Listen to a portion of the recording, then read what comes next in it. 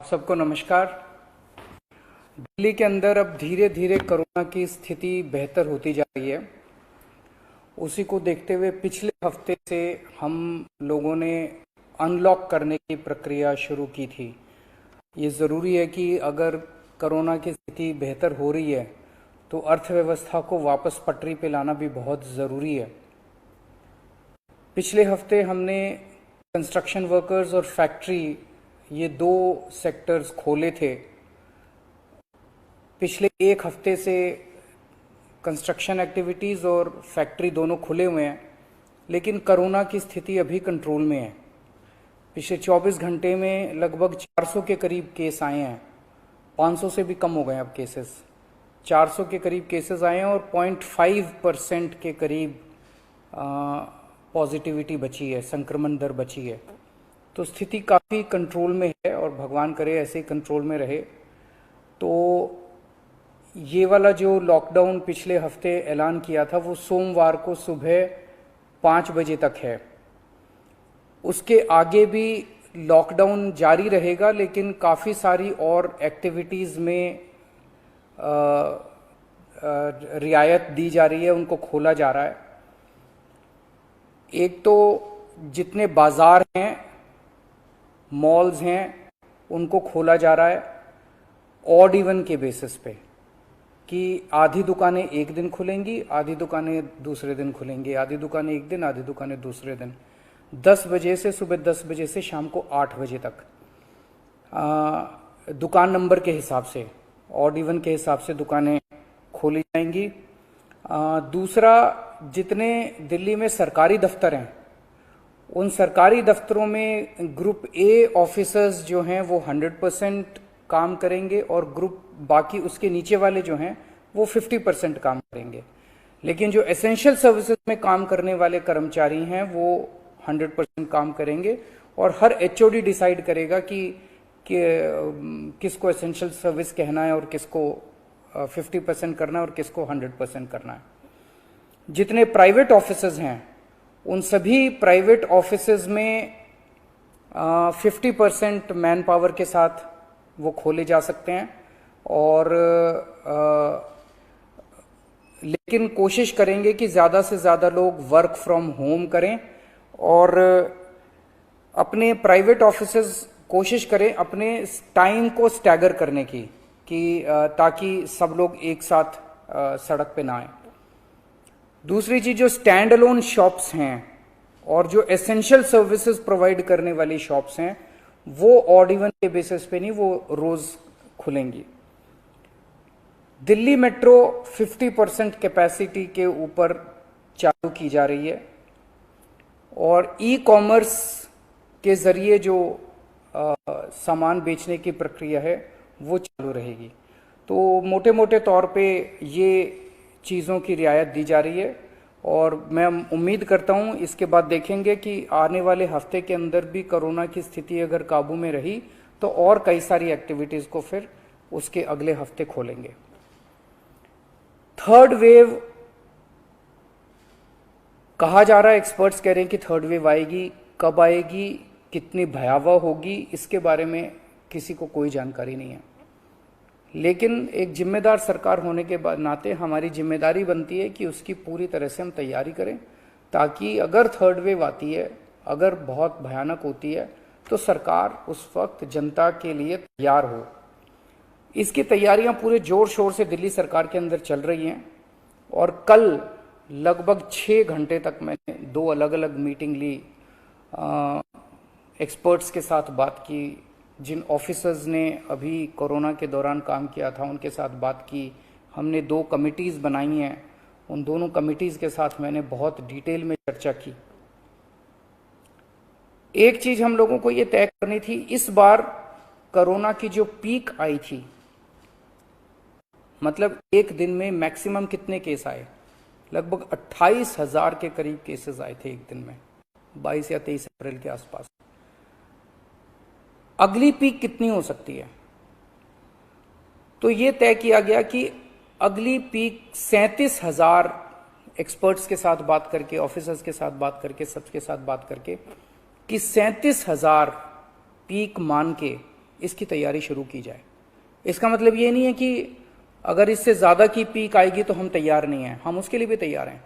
लेकिन एक तरह से 37,000 के बेस के ऊपर अगर हम तैयार हो गए तो फिर अगर उससे भी कहीं ज़्यादा पीक आती है तो उसकी भी तैयारी हम लोग, उसकी भी, अगर 37,000 की तैयारी हमारी है तो फिर मान लीजिए और ज़्यादा आती है तो उसकी तैयारी तो होगी उसके लिए हम ज़्यादा तैयार हो पाएंगे।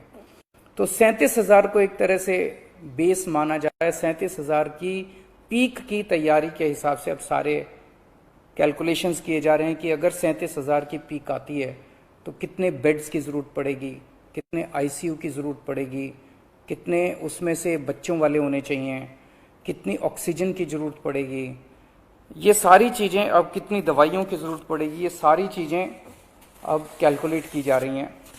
एक पीडियाट्रिक टास्क फोर्स अलग से बनाई गई है। वो पीडियाट्रिक टास्क फोर्स ये तय करेगी कि जितने हमारे ऑक्सीजन बेड्स होंगे उसमें से कितने बच्चों के होने चाहिए, जितने आईसीयू बेड्स होंगे उसमें से कितने बच्चों के होने चाहिए। जो बच्चों के होंगे उसके लिए फिर अलग किस्म का सारा इक्विपमेंट होगा, उसका अलग किस्म के मास्क होंगे, अलग किस्म का ऑक्सीजन का मास्क होगा, उसकी सारी चीज़ें अलग होंगी। वो पीडियाट्रिक टास्क फोर्स बना दी गई है कल, वो अलग से अपनी तैयारी करके अपनी रिकमेंडेशंस देगी। इस बार ऑक्सीजन की बड़ी कमी हुई थी और ऑक्सीजन की कमी की वजह से हम लोगों ने देखा कि कई बार ऐसे हुआ था जब ऑक्सीजन बेड्स नहीं मिले थे, ऑक्सीजन के लिए काफ़ी संघर्ष करना पड़ा था। अल्टीमेटली अपने को सुप्रीम कोर्ट के इंटरवेंशन के बाद केंद्र सरकार के सहयोग से अपने को ऑक्सीजन मिली, लेकिन जब तक ऑक्सीजन नहीं मिली तब तक दिल्ली में त्राही त्राही मच गई थी। अगली वेव अगर आती है तो हम नहीं चाहते कि इस तरह की दिल्ली के अंदर त्राही त्राही मचे। तो ये तय किया गया, इसकी तैयारी शुरू कर दी गई। 420 टन ऑक्सीजन की स्टोरेज कैपेसिटी तैयार की जा रही है।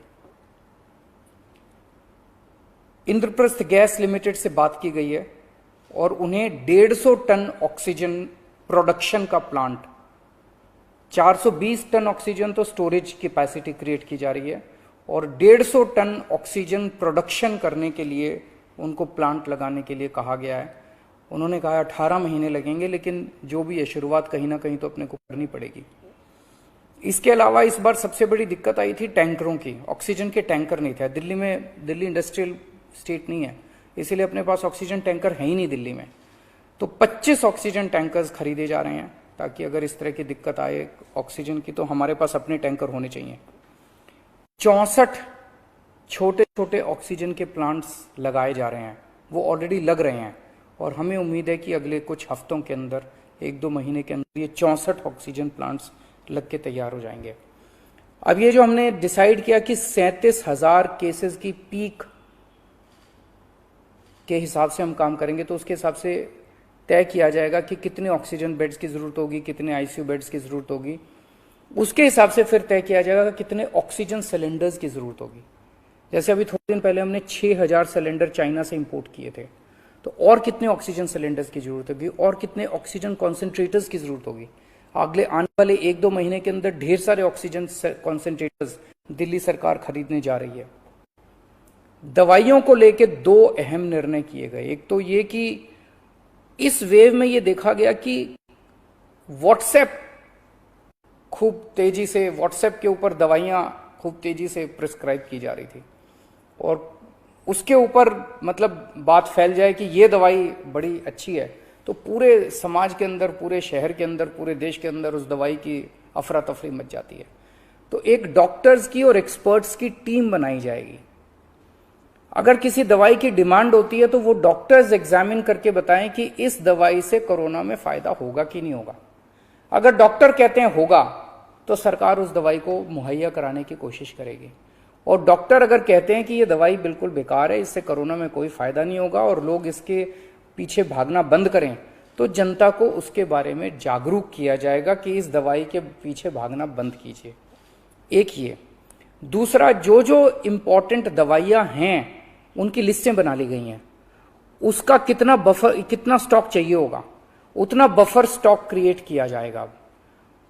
एक्सपायरी डेट्स किस दवाई की कितनी है, एक्सपायरी डेट्स को ध्यान में रखते हुए उन सभी दवाइयों का बफर स्टॉक क्रिएट किया जा रहा है ताकि अगर जरूर, और प्राइवेट अस्पतालों के भी आदेश दिए जा रहे हैं कि वो भी अपने बफर स्टॉक्स इस तरह से तैयार रखें ताकि अगर महामारी आती है तो हम उसके लिए तैयार रहें।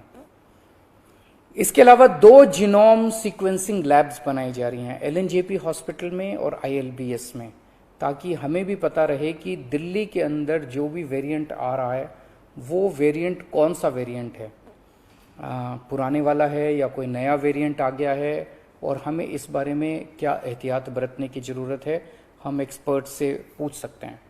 तो ये बहुत सारी चीज़ें कल चर्चा हुई, ये कुछ चीज़ें मैंने आपको बताई हैं और आपको यही आश्वासन देना चाहता हूं कि आपकी सरकार पूरी तरह से 24 घंटे लगी हुई है इसमें।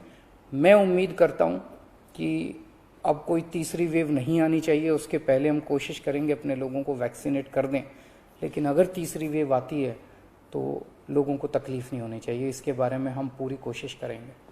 नमस्कार।